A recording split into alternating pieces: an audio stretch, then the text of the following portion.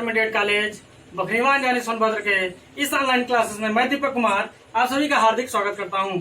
आज हम कक्षा 11 विषय जीव विज्ञान का अध्याय 4 प्राणी जगत एनिमल किंगडम का भाग 1 पढ़ेंगे। इससे पहले हमने अध्याय 3 तक पढ़ लिया है। अध्याय 3 के बाद आज हम अध्याय 4 के बारे में पढ़ेंगे, प्राणी जगत के बारे में। प्राणी जगत में सबसे पहले ये जान लीजिए कि प्राणी किसे कहते हैं। जंतु और पादप। पादप जगत हमने पढ़ लिया।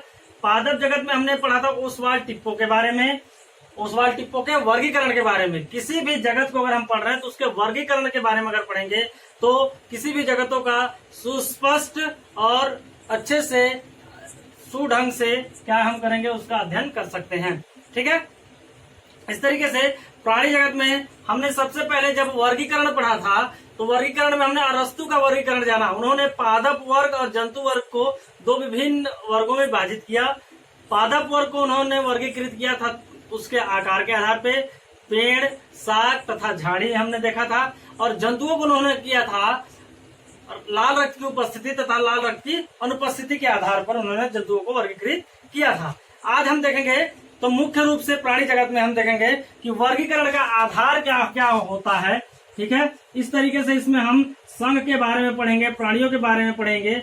हमने अध्याय 3 में वनस्पति जगत में हमने ओसवाल्ड टिप्पो का वर्गीकरण पढ़ा था। ओसवाल्ड टिप्पो का वर्गीकरण पढ़ा था। हम प्राणी जगत में स्टोरर तथा यू सिंगर का वर्गीकरण पढ़ेंगे। ये ध्यान देंगे कि जिस तरीके से पाठ 3 में, अध्याय 3 में ओसवाल्ड टिप्पो का वर्गीकरण पूरे के पूरे पाठ का एक सार है, सारांश है, ठीक उसी प्रकार से प्राणी जगत में स्टोरर तथा यू सिंगर का वर्गीकरण भी इस पूरे अध्याय का सारांश है। अगर आप स्टोरर तथा यू सिंगर का वर्गीकरण याद कर लेते हैं तो समझ लीजिए कि पूरा का पूरा प्राणी जगत आप अच्छे से याद कर लिए हैं। ठीक है, तो स्टोरर तथा यू सिंगर का वर्गीकरण हम अगले वीडियो में, नेक्स्ट वीडियो में पढ़ेंगे। अभी हम देखते हैं वर्गीकरण का आधार। मुख्य रूप से वर्गीकरण का आधार होता है, किसी भी जीव के वर्गीकरण का आधार जो होता है, हमने उसमें पढ़ा था पाठ 1 में द्विपद नाम पद्धति। ठीक है, वर्गी की संवर्ग जो पढ़े थे हम, ठीक है, वो अलग चीज था। यहाँ हम वर्गीकरण का मुख्य आधार जब हम देखेंगे तो मुख्य आधार जो होता है, वर्गीकरण का आधार जो होता है, हम कोशिकीय स्तर से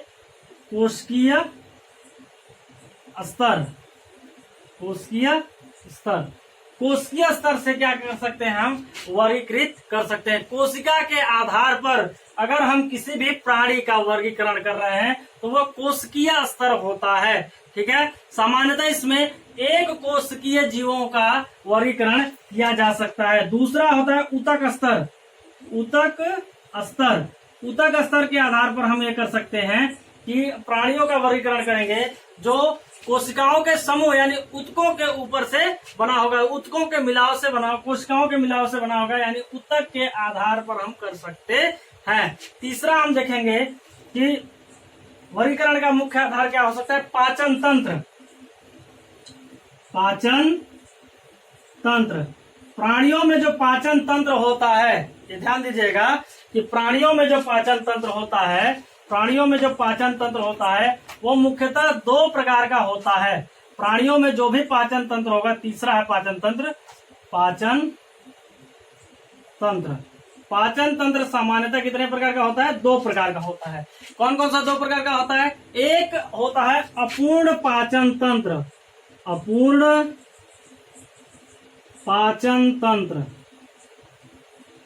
और दूसरा होता है पूर्ण पाचन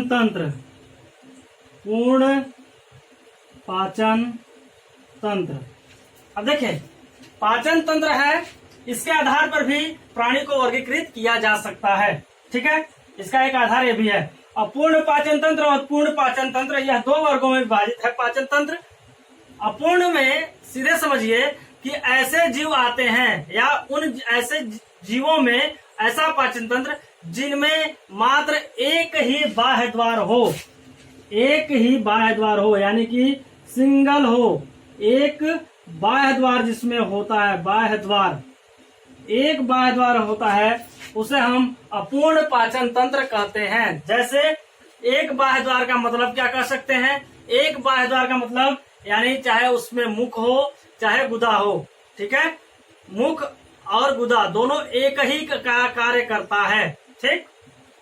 वह अपूर्ण पाचन तंत्र है, यानी कि भोजन लेता भी उसी से है और क्या कहते हैं, भोजन को निष्कासित भी उसी तरीके से करता है, यानी उत्सर्जित पदार्थों का उत्सर्जन भी एक ही द्वार से किया जाता है। कि उस पाचन तंत्र को अपूर्ण पाचन तंत्र कहते हैं। और जिसमें 2 बाह्य द्वार होते हैं उसे हम पूर्ण पाचन तंत्र कहते हैं।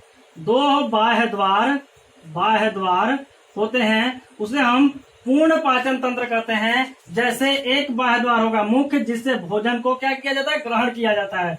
दूसरा होता है गुदा, जिससे भोजन को उत्सर्जित पदार्थ के रूप में उत्सर्जित किया जाता है, ठीक है, यानी निष्कासित किया जाता है। तो जिसमें 2 बाह्य द्वार होते हैं मुख तथा गुदा, वह पूर्ण पाचन तंत्र होता है। एक भोजन ग्रहण करने के लिए, दूसरा भोजन को निष्कासित करने के लिए।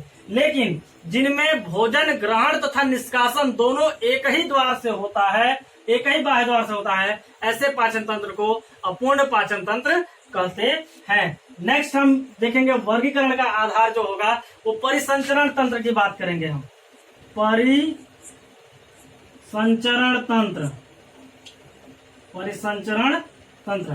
परिसंचरण तंत्र क्या होता है? रक्त का आवागमन होना, यानी शरीर में रक्त एक स्थान से दूसरे स्थान तक जाता है, ठीक है। परिसंचरण तंत्र भी मुख्य रूप से 2 प्रकार का होता है। एक होता है खुला परिसंचरण तंत्र, दूसरा होता है बंद परिसंचरण तंत्र। पहला होता है खुला परिसंचरण तंत्र और दूसरा क्या होता है, बंद परिसंचरण तंत्र, ठीक है। अब देखिए, open circulatory system and close circulatory system. खुला परिसंचरण तंत्र में ऐसा परिसंचरण तंत्र जिनमें रक्त हृदय से सभी अंगों तक सीधे जाता है, जिसमें कोई भी माध्यम नहीं होता है, यानी हृदय से रक्त शरीर के सभी अंगों तक पहुंचता है बिना किसी माध्यम से, उसे हम खुला परिसंचरण तंत्र कहते हैं। और जिसमें क्या कहते हैं, कोई ना कोई माध्यम हो, हृदय से रक्त को सभी अंगों तक पहुंचाने के लिए कोई ना कोई माध्यम हो, उसे हम बंद परिसंचरण तंत्र कहते हैं। बंद परिसंचरण तंत्र में माध्यम होता कौन है? धमनी, शिरा और कोशिकाएं। इसमें माध्यम के रूप में कार्य कौन करती हैं? धमनी, शिरा और कोशिकाएं। धमनी, शिरा और कोशिकाएं यह क्या करते हैं? यह माध्यम के रूप में कार्य करते हैं। जो बंद परिसंचरण तंत्र में हृदय से लेकर के सभी अंगों तक रक्त का आवागमन करते हैं, तो वह माध्यम कौन होते हैं? धमनी होता है, शिरा होता है और कोशिकाएं होती हैं। धमनी, शिरा और कोशिकाओं के माध्यम से बंद परिसंचरण तंत्र में रक्त का आवागमन होता है। खुला परिसंचरण तंत्र में जो कोशिकाएं होती हैं वो डूबी होती हैं, रक्त में डूबी होती हैं। कोशिकाएं रक्त में डूबी होती हैं। ये ध्यान दीजिएगा कि खुला परिसंचरण तंत्र में कोशिकाएं रक्त में डूबी होती हैं, डूबी रहती हैं, डूबी होती हैं, ठीक है। यह डूबा रहता है, क्यों? क्योंकि इसमें कोई माध्यम नहीं। अगर इन दोनों में समझने में कोई समस्या आ रही हो तो आप सिंपल समझिए। आप एक पंपिंग सेट देख लीजिए, मोटर, ट्यूबवेल, कुछ भी, जहां से हम पानी को स्टार्ट करते हैं, या मान लीजिए वो मोटर है, ठीक। अब यहाँ से क्या हो रहा है? पानी स्टार्ट हो रहा है। यहाँ से वो अगर हम सीधे यहीं पे बगल में खेत है, बिना कोई पाइप का प्रयोग किए हम पानी इसमें प्रवाह कर दिए, ठीक है। यानी कि हम इसे क्या मान लिए? हृदय मान लिए। हृदय से रक्त कहाँ गया? सीधे सभी अंगों में गया। कोई माध्यम था, पाइप नहीं था। यह क्या पंपिंग सेट को हमने क्या माना? हृदय माना। हृदय से रक्त क्या हुआ? शरीर के सभी अंगों में, यानी उस खेत के सभी भाग में पहुंच जाएगा, तो वह खुला परिसंचरण तंत्र हो गया। अब बंद परिसंचरण तंत्र में धमनी, शिरा और कोशिकाएं जो हैं वो माध्यम का कार्य करती हैं, यानी हमें दूर खेत में अगर पानी को सिंचाई करना है तो हम पाइप का माध्यम लगाते हैं। पाइप एक स्थान से दूसरे स्थान तक जोड़ते हैं, तो उस पाइप का कार्य कौन करता है? धमनी, शिरा और कोशिकाएं करती हैं। अगर इसके बाद भी किसी को कोई समस्या आ रही हो तो आप हमारे पर्सनल व्हाट्सएप नंबर पर मैसेज करके, कॉल करके अपने समस्या का समाधान पा सकते हैं, ठीक है। आगे हम सममिति के बारे में पढ़ेंगे और द्विकोरकीय संगठन तथा त्रिकोरकीय संगठन के बारे में जानेंगे नेक्स्ट